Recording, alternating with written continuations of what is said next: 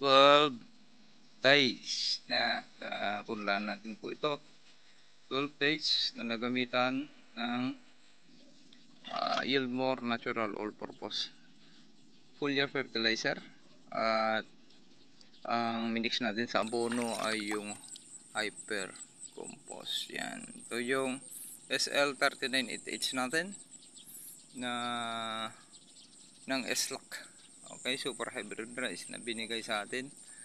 Nabili kay diniliver ni Sir Dio Felipe. Ayan, anak ni Vice. Yan, napaka-healthy. Pwede na yan. Actually, nakasowi na. At pwede nang bunutin. Pag yung nasa gilid, nakasowi na yan. Kasi hindi naman, walang competition dyan sa gilid. Ayan. Yun naman yung RC. Tututo natin, malaki na rin yun. Pwede na rin yun. At ito yung sumablay, low germination rate na LP937 natin. Na pagmamayari ng Pro Agrisil. Bagong company. Corporation yan, naipalusot nila yan. Walang detested. Maitim na may amag. Ayan. Sharing is caring. Mga ka-agritibid ka farmers ka man na rin ka magsasaka. Okay. Yung araw ay June 11, 2024 sa oras ng 5:30. Okay, nagahan natin. Ayan na yung punlaan natin. Ayan, napakaganda na. Tara, lapitan natin. Kabila.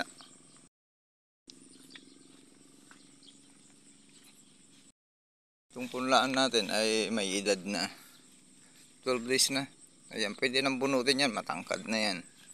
Ayan, sukatin natin mamaya. Ayan. Napaka-healthy. Ito yung SL3988H Super Hybrid Rice ng SL Agritech Corporation. Ayan.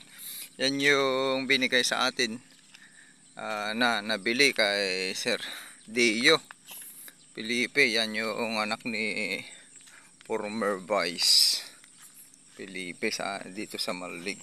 Ayan, okay. At ipakita ko sa inyo try natin sukatin. Actually ito pwede nang bunutin sa 12 days. Tignan nyo gaano kalalaki. Kuha tayo sa puno. Naputol ata. Ngayon binabaran natin ng tubig yan kasi matagal pa tayo magpapatransplant. 18 days sa 18 pa.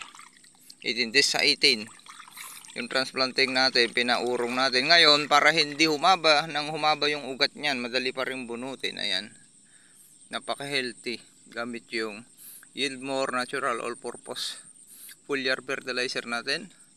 At yung imimix natin sa sulfate. Sulfate lang ginamit natin. Ay Hyper Compost. Yun yung soil conditioner natin. Ang naibasal natin dito ay 10 kilos lang ng triple 14. Nung gumawa sila ng kamang punlaan. Yan na yung palay. Napaka-healthy. Yan. Yan yung nagamitan ng Yieldmore Natural All-Purpose Foliar Fertilizer. Ayan. Kita nyo? Nasa 12 days. Ganyan yung palay kung i-transplant natin. Sinasabi ko sa inyo. Kasi nga, nandyan na yung edad. Binitawan na natin sa punlaan. Pag hindi na lang tayo, didiretso yan na magke-create ng sowi, magpapalbas. Ganon yung nangyari sa Mayo. Kaya nung nagbilang tayo, nung anong edad yung binilang natin dyan? 12 days ata or 10 days. Nakapaglabas 10 days. Nakapaglabas na ng nasa may 20 sowi, 23 sowi na. O, ganun yan. 12 days natin. O, diba? Yung ugat, katamtaman pa lang dahil mahirap na bunutin yan pag sobrang mahaba yung ugat niyan, lalo may papatanim natin ito na medyo 22 days na. Kung uurong pa, magiging 23 dahil nga sumablay yung Longpin 937 natin. Mahina yung germination. Ayan, ganyan kaganda yung punla natin. Diba? Ayan, balik natin, sayang. Ganyan katangkad na. Pwede na yan itanim. 12 days. Sa 15 days yan, every 1 inch ang ilalaki niyan. Kaya pag pinabayaan natin, lalo wag pinabayaan natin ng tubig, yung may katamtaman lang, kaya nga linulubog natin para hindi umaba yung ugat. Mas lalong mas mabilis lumaki. Lagay natin dyan. Ay dyan muna picturean natin mamaya. Di ba? Pwede nang bunutin. Sa 12 days, sinasabi ko sa inyo kung maganda ang pagpapalaki natin ng punla. Kaya sabi nga nung kaibigan natin, veterano na tayo sa ganyan since 2015 at maselan tayo sa pagpapasibol ng binhi. Mayroon tayong sinusunod na proper seed preparation. Ito yung sumablay, dapat yan ay maitanim na para 13-14 yung patanim natin. Talagang batang-bata sana, pero dahil nga ito yung sumira sa ating schedule, 30 kilos pa naman, ang dami nito.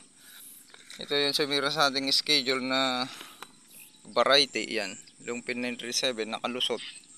Ayan, walang nakalagay na detested, 0. Ayun oh. Hindi tines at all the stock talaga ito dahil may mga amag-amag, maitim. Okay naman sana kung naipatest nila. 85% germination rate pa bago binenta, kaso nakalusot. Ayan, kaya ganyan yung nangyari. Diba? May germination rate, same process. Yung pagpapasibol natin, pinalutang at pagpapalaki hanggang ngayon. At yan yung kanya resulta ng Longpin 937 na bagong nagmamayari, Pro Agriseed. Ayan, Pro Agriseed Corp. Yan yung sumablay na binhi. Maraming sumablay na ganyan. Kaya yung LP 2096 yun pinahabol natin. Yun yung hahabulin natin ngayon na lumaki para sumabay pa rin yung pag-transplant natin. Okay? Ang mangyayari dito ay magiging 4 yung variety natin. 1, 2, 3, 5. Kasi meron tayong hihingiin. Punuan natin ito. 15 kilos lang yun. May hihingiin din tayo kay Kagawad kung ibibigay niya yung SL19. Okay, yung kukunin natin, dati naman nating itanim nun nung nakaraang season. Ito naman yung RC222 natin, pansinin nyo, mas makapal. Inbreed rin ang pagkapunlan niya kasi expected nila sisibol ito. Yan, yung pagkasabog nung tagasaka na natin ngayon. Ay, tignan nyo, ang lalaki na rin. Diba? Kung alam lang nila daw na hindi sisibol to, talagang linuwangan eh. Pero okay din pa kasi halos perfect yung pagkasibol. Kukuha tayo. Ayan, bubunot tayo. Bunot tayo dito sa gitna. Ang daling bunutin. Diba? Yan yung kanya. Kung gaano katangkad yung palay ay halos aabot rin yan. Naputol lang yung pagkabunot natin. Healthy. O, di ba? Yan yung RC222 natin. Okay, ganun na lang, sharing is caring. Ayan. Magandang araw ulit sa ating lahat. Abangan nyo itong pagpapatanim natin dito, pero baka wala ako nung pag itinanim na kasi iba na yung magsasaka dito sa atin kasi pupunta tayo ng Mindanao. Diyan lalapag tayo sa Davao papuntang Coronadal, tapos pag uwi yung booking natin ay Jensan to Manila. Okay, sharing is caring. Good morning sa ating lahat. Kulang ng go. Shout out sa lahat ng mga taga Agritipid PH, family, team, and friends natin dyan. Okay, tanong lang kayo at maraming sasagot sa inyo. Sama-sama tulong-tulong itaas ang ani at kita. Bye bye.